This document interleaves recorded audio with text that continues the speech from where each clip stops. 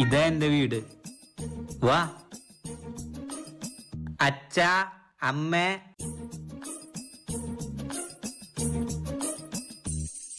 നോക്കടി നിന്റെ മോൻ എന്താ ചെയ്തേന്ന്. ഏതോ ഒരു പെണ്ണിനെ വീട്ടിൽ നിന്ന് വിളിച്ചിറക്കി കൊണ്ടു കൊടുക്ക. നമ്മളൊക്കെ ഇവിടെ ജീവനോടില്ലേ. ഒരു ജോലിയും കൂലിയില്ലാത്ത ഇവനോ ഒരു വാഴ. ഇവനെ വിശ്വസിച്ചു വന്ന ഇവൾ അതിലും വലിയ വാഴ. രണ്ട് വാഴകളും കൂടെ ചേർന്ന് ജീവിതം ഒരു വാഴപ്പിണ്ടി ആക്കാനുള്ള പുറപ്പാടാ അല്ലേ. ഓ